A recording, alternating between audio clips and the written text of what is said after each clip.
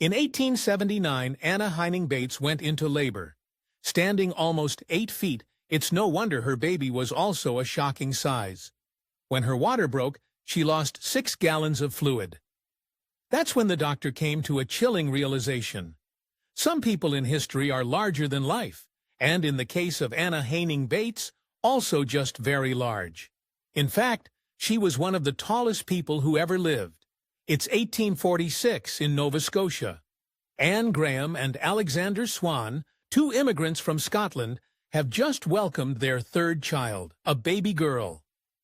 But this was no regular baby. Some sources suggest that the newborn weighed 13 pounds. By the age of 4, she was over 4 feet tall and weighed more than 90 pounds.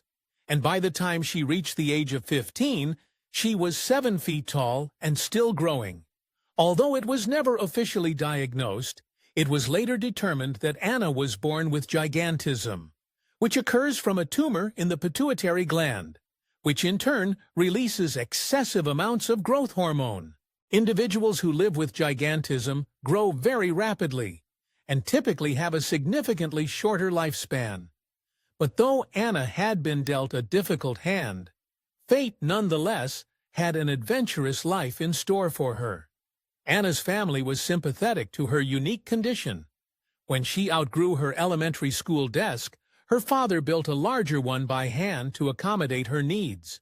He also built her an extra large bed to ensure that she stayed just as comfortable as her 12 siblings.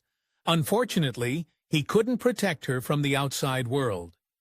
As news spread of this giant little girl, people in Nova Scotia began to visit her family's farm in the hopes of catching a glimpse of her. Local newspapers began to publish stories, which only added to the increased interest. One paper even referred to her as an infant giantess. So from an early age, Anna became a curiosity, and her family saw an opportunity. Anna's family needed some financial support. As farmers, they were certainly no strangers to putting their other children to work, and Anna was no exception. Since she kept growing, she frequently required new clothing and shoes that were especially expensive. To make more money, the family made the decision to put Anna to work by touring around local fairs as an attraction. Despite accusations that her family exploited her, most historians agree that they genuinely cared and ensured that she was safe at all times. Anna wasn't always touring in her youth. She often cared for her younger siblings and tried to occupy her time with reading and staying focused on other artistic interests. So, although her experience wasn't common, she did her best to have a normal childhood. She also harbored a very normal dream, but sadly, it was doomed from the beginning. Anna really wanted to be a teacher, but while staying with her aunt and attending school, she encountered new difficulties.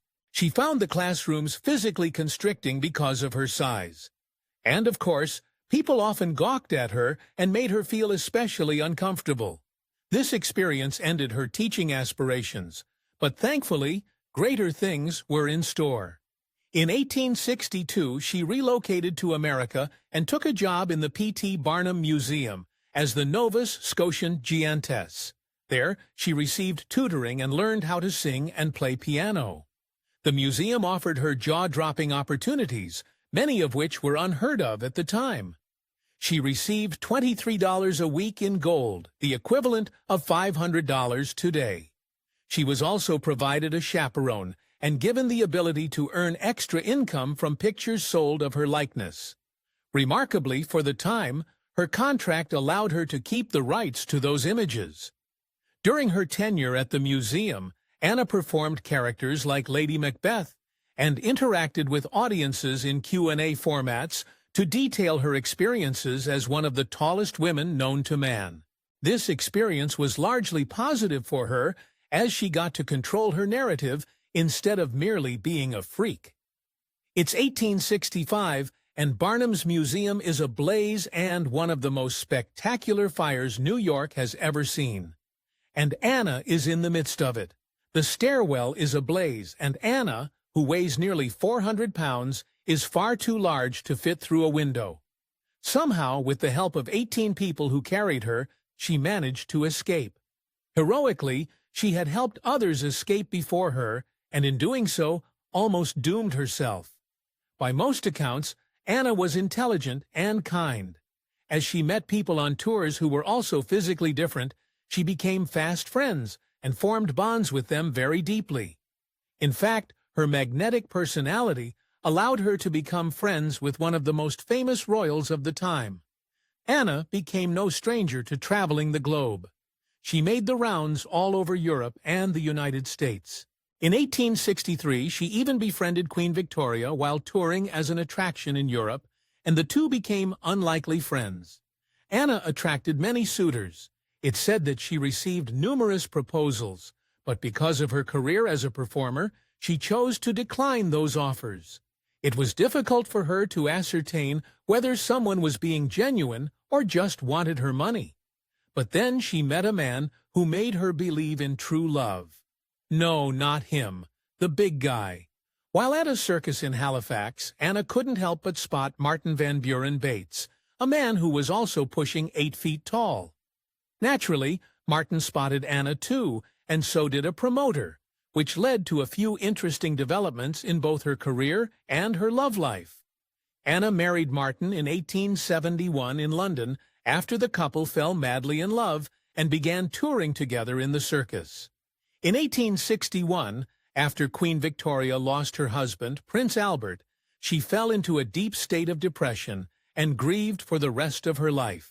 But her personal loss didn't diminish her appreciation for other people's love stories. In 1871, when word spread that Anna had found love, the Queen decided to do something special for her. She gifted her a bridal gown that was made of 100 meters of satin and 50 meters of lace and embroidered orange blossoms. Rumor has it that Queen Victoria arranged for the Bateses' wedding to take place at the Church of St. Martin in the Fields. Anna Bates returned to Buckingham Palace after receiving an invitation from the Queen to visit and received a diamond ring. The bridegroom also received a gold watch. Together, the couple later went on to meet with the Queen at least twice more. A year after marrying, Anna and her new husband purchased a farm in Ohio and built a house that could accommodate their lofty statues. The main part of the structure had unique specifications, like tall ceilings and wider doorways, with all of the furniture being custom-built. But the couple decided to ensure that the back part of their home was of average size in order to suit the needs of both servants and guests. Anna was an animal lover. She disapproved of horse racing, and on her farm she made it a point to take in animals that had retired from the circus.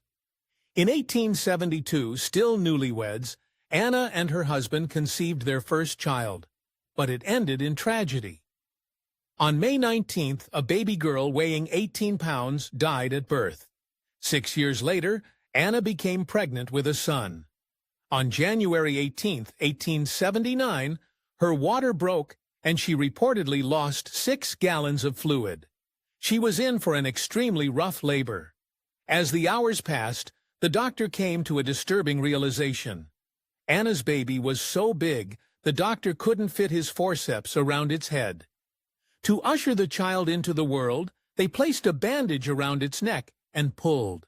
He was a whopping 23 pounds, and Martin later wrote, "He looked at birth like an ordinary child of 6 months." But tragically, this was another doomed birth. After just 11 hours of life, her baby boy had died.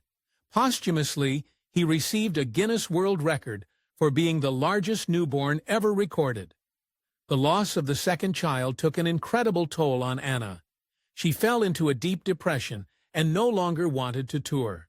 She withdrew from social life to cope with her pain. Although she later attempted to tour with the circus again, she ultimately had to withdraw.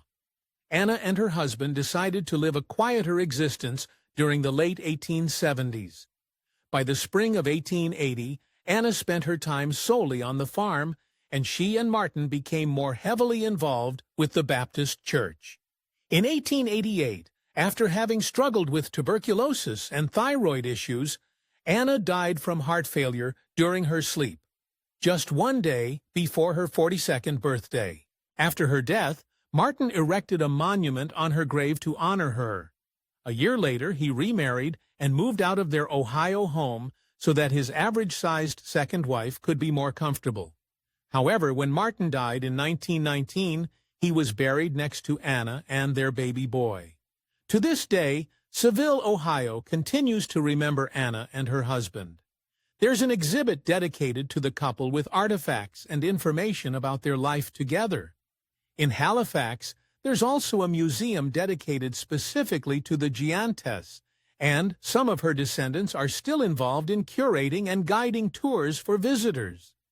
Throughout her life, Anna was often presented and promoted as being more than 8 feet tall. In reality, she stopped growing before getting quite that large, but she certainly came close at 7 feet 11 inches. To further sensationalize the attraction it shows, the exaggeration of her height often became necessary and lingered in newspapers despite the inaccuracy. Records obtained from the British Library show posters from the days when Anna was touring. She was advertised as the largest woman in the world and received top billing over Chang and Eng, the original Siamese twins, who were massive stars in London at the time. Anna's placement above them as headliner continues to serve as a reminder that she attracted crowds as large as she lived. Thanks for watching History Exposé. If you love uncovering the best stories in history, hit like and subscribe to keep exploring with us. Don't forget to visit our main page, Factornate, for more incredible facts about everything.